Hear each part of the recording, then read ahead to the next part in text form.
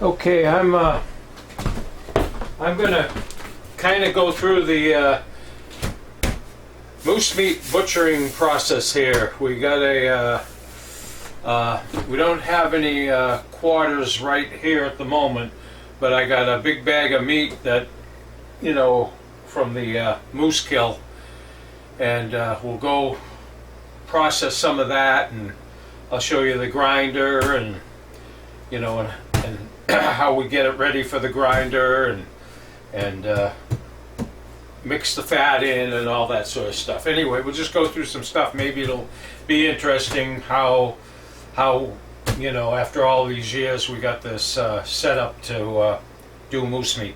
This is an old house. This is the house I raised. Me and my wife raised the kids in, and now it's kind of like the butchering house, and storage too. But yeah, it works really. We're really fortunate to have it, because to have all this stuff over in the main house, it'd be kind of a hassle. But anyway, we'll go get the meat, and I'll put it here, and I'll go through the process of you know, there'll be a little bit of there's not too much scrap. It's very little scrap. Sometimes, like this bucket, I've done, oh God, we've done probably almost all 3 quarters and 2 backbones and stuff like that. And there's about that much moose scrap, you know, meat that I wouldn't want to grind into hamburger. So we try to use almost all the moose. So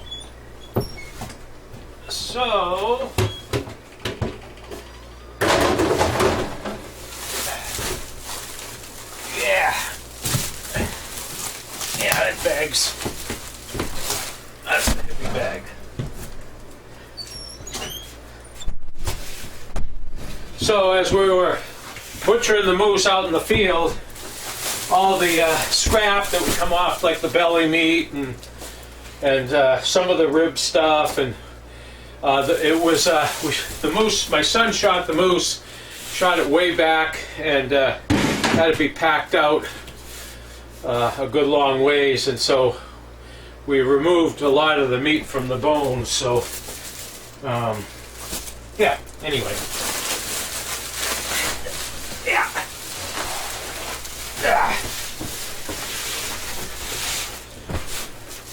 So pull it all out. There's little hairs, moose hairs and stuff, but the meat's pretty clean. It wasn't, well, it was in grass. This is moose fat from the gut of the moose, or, well, that's from the gut. That's from the backbones and stuff, and there's meat. There was fat all over the moose. There was quite a bit of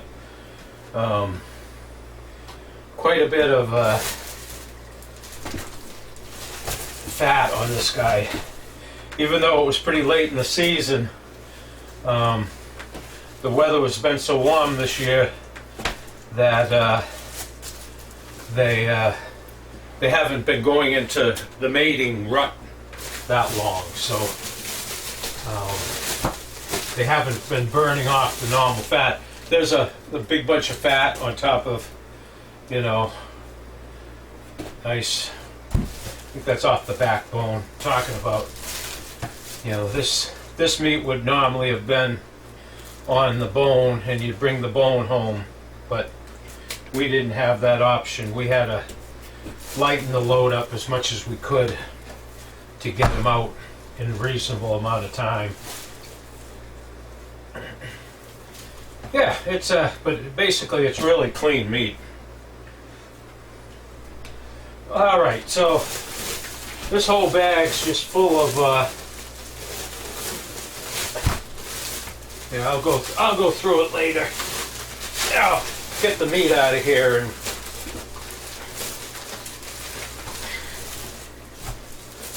like the neck. Instead of bringing the neck out in one piece, we just I just butchered the neck right in the field, and that's what a lot of this is. Just it just came right off the bone, and the bones got left out in the field, which is fine. Normally with things like the neck bone and stuff, doesn't matter. All right. Yep, like I say, here's a whole bunch. Yep. And again, the bloodshot meat, it's so fresh. It's, you know, I don't even worry about a little bloodshot. Okay, so I just sharpened the knife. I use just about anything, stone, sometimes these little sharpening tools that run the knife through it, or steels. If I ain't got any sharpening tool, I'll grab a stone off of the beach on the river and just use that. Anyway, so like I say, just put a little bit of effort out to keep it clean. Now this is fat, and what I do with the fat is if I get a chunk of mostly fat like this, I'll cut it up and make sure that I mix it in with the meat, kind of, you know, at a certain percent. You know, I don't want to go just grinding fat and then grinding meat. You know, you want to have the fat kind of mixed in evenly, you know. So I just put all the fat, get all the fat pieces in this little pot there, and as I'm grinding the pure meat, I'll throw a piece of fat in as I'm grinding, and yeah, so yeah, see, here's gut fat. Some people really, like my son, he really likes the gut fat even more than the fat that's on like the backbone and stuff that they build up. Once the mating season's over, the bull moose, they're completely all worn out. They got no fat on them at all. The meat is kind of doesn't taste all that great. However, it's all edible. I mean, I've shot a lot of moose that are all worn out. Okay, now we got this piece here that's kind of got some fat, kind of got some a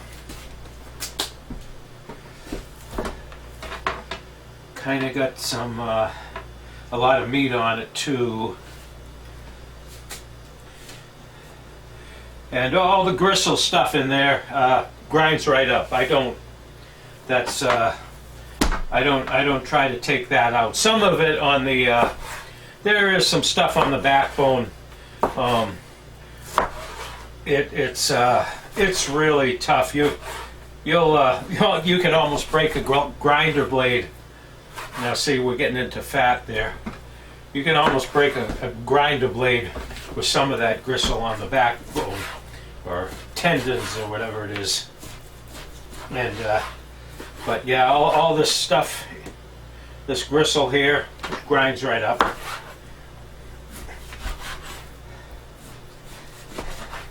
Just fine. Yeah. Yeah, see this.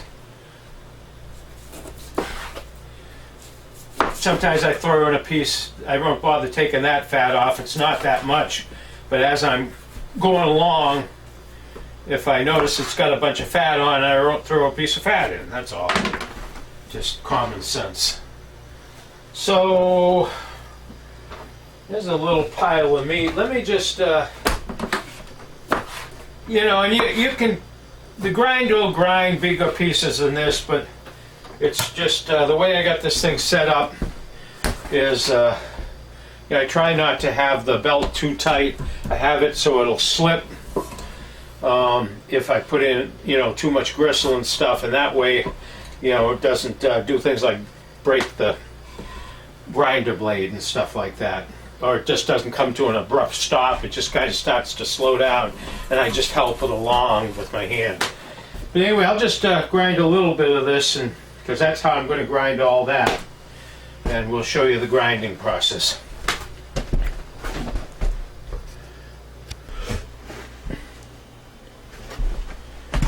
Okay, so, alright, here we go. Turn on the grinder.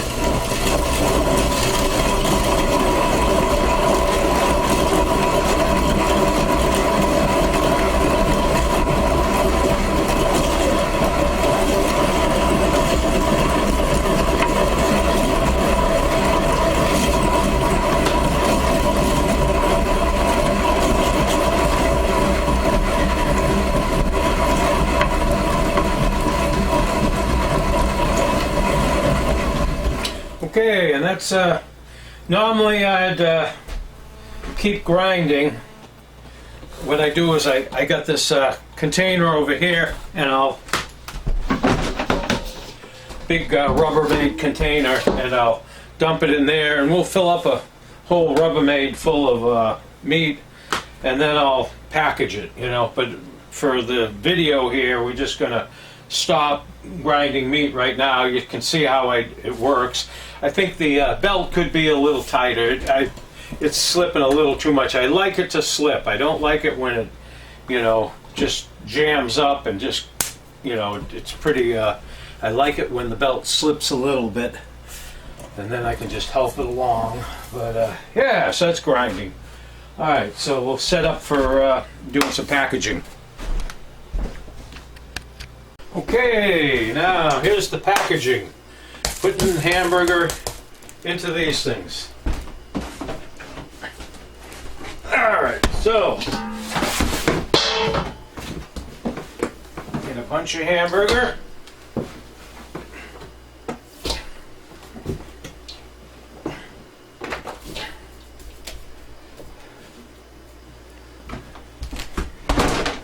Your hands always have to be perfectly clean. Everything is a sterile environment around here. Completely. Okay. So, first thing we do is we take this this wrap stuff, and used to use like that, what do they call it, wax paper or something like that, wrapping paper, meat wrapping paper. Used to use that in the well, in the early days they didn't have anything. We yeah, but anyway, but when we first started wrapping our meat, I started using that wax paper stuff, and over the years used a lot of things like you know, even use those vacuum packers, you know, when we had access to electricity, and had one of them. And the wax paper stuff is no good if you're trying to make the meat it's no good if you're trying to keep it from freezer burn. And it will not keep the air out. And so once I discovered this stuff, which is basically, it's like they call it pallet wrap. You can buy it food grade and pay quite a lot more money for food grade wrap like this. But this is for like if you're moving and you wrap it around big pallet loads of your belongings and stuff, and it holds everything together. And you can get one roll of this stuff will almost get me completely through all the fish we wrap at fish camp, and wrap up an entire moose for us and stuff like that. So it lasts. It's incredibly cheap next to any other method of you know, of wrapping meat. And that's one thing, because, you know, costs or something like a vacuum seal. For one thing, can you imagine taking all this hamburger and stuffing it into those vacuum seal type bags and then working that machine? I mean, I'm not even working fast right now, and compared to this is so fast. And vacuum seal bags, you know, all you got to do is puncture it one time and the air just gets in there, and you lose your vacuum seal, and then you got, you know, this doesn't work very good with like steaks where you got bones and sharp edges and stuff like that. You know, but then neither does vacuum seal stuff unless you do something about the sharp edges. So anyway, what I do is, first off here, I make a ball somewhere in between a baseball and a softball, I always say.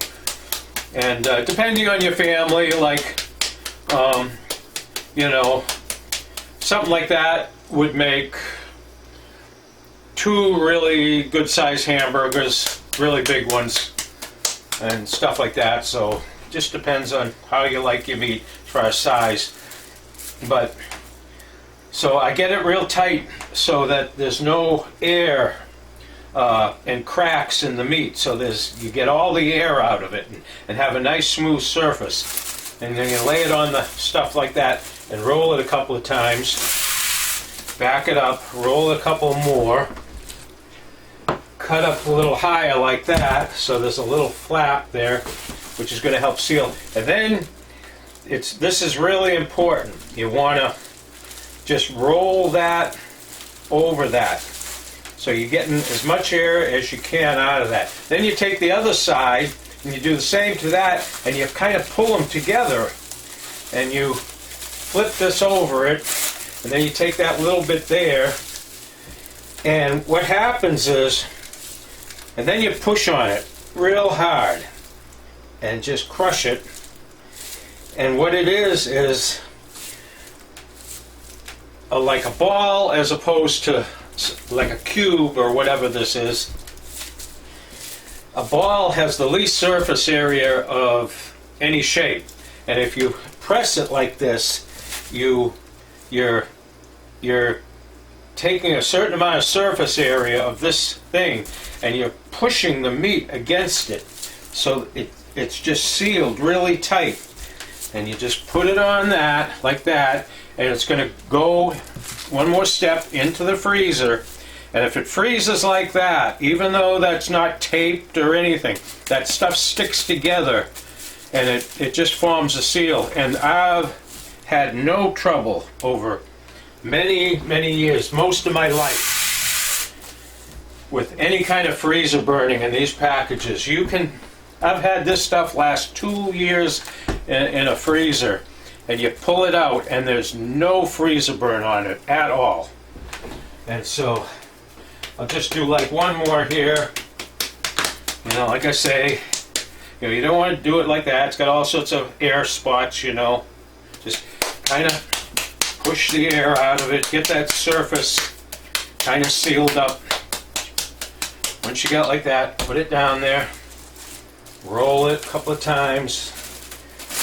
And I've tried all different ways of doing it. This is the fastest. Sometimes I go in like this, and then you try to roll it again, and it's all sorts of. But this is just the easiest. I don't have to screw with the plastic getting all screwed up on the edges, you know. Anyway, roll it a couple more times, bring it out, cut it, press the air out, flip it over, and it's amazing how this stuff kind of sticks, you know, a little bit. You can never do that with like any kind of paper, but this stuff is just so clingy, you know. And sometimes before I put it in the freezer, I'll give it one more press like that. I'll do one more. And yeah, so fill this up. I'll run that into the freezer. And I got, you know, I try not to put, you know, hamburger on hamburger like that in the freezer, you know. I'll try to spread it all out as much as I can. And but when the freezer starts getting full, you know, it's a problem. But you try not to have too much thawed meat. I don't mind putting a piece of thawed hamburger like that on top of a frozen piece. But this meat's so darn fresh, none of that's really an issue. This meat could probably, you know, when we thaw this meat out, if for some reason we say, oh, we don't want to eat this today, it'll be, you know, leave it for tomorrow, we got something else to eat, you know? I mean, it doesn't matter. It's not like meat in the store that's been, this stuff could use being aged more sometimes. Yeah, this is pretty fresh stuff, really. Okay, so that's enough of the packaging, and I'll show you one more thing that we do, because normally this goes into the freezer. I won't bother showing you putting it in the freezer. Okay, so this is the sausage stuffer, and I used to have one for years. I made out of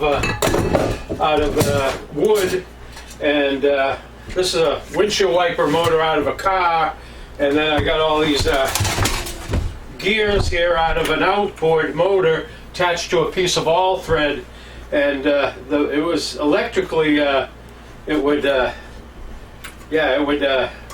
turn that thing. And anyway, it had an air tank, a cut-off air tank, and I had a plunger that screws on the bottom of this, and anyway, it used to act like a sausage maker.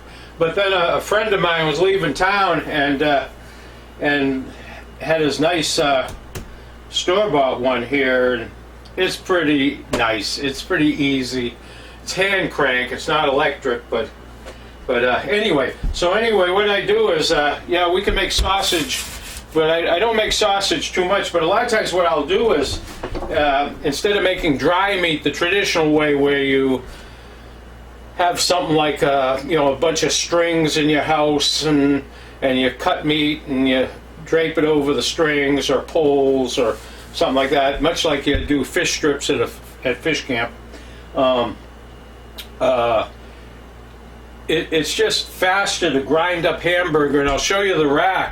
Sometimes I'll grind up a whole bunch of hamburger and I'll spread it all over this screen rack and just let it dry in the house, and it, you know, then it chops up real easy, and you can mix it up with fat and make like pemmican and stuff. That's like a mixture of fat and meat, dried meat, and but the other thing too is you can just make kind of like dry meat on it in a way. But this is, to me, faster than cutting, you know, all this dry meat. I mean, I can mass produce a whole rack full of this stuff, and this is how I've been doing it. I got a small sausage stuffer on here, not a very big one. You don't want a big one because you don't want to make something that takes a long time to dry. You want it. So anyway, so I just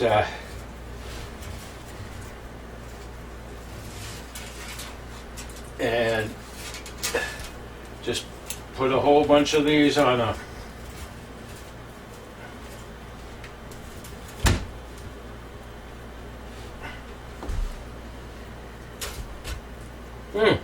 okay, I see.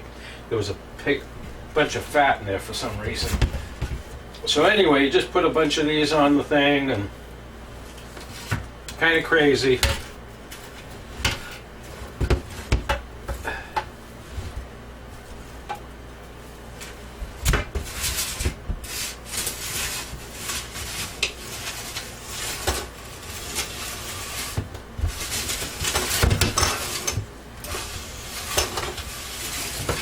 Alright. Then, and I got a bigger sheet that I usually use, but anyway, then I'll take it and I'll show you what I do with that stuff. I'll take it and alright, so this is a rack that just hung from the ceiling. It's about chest high, just hangs from strings up in the ceiling, and pretty long. And that's the meat. It's actually I put it on there last night, and yeah,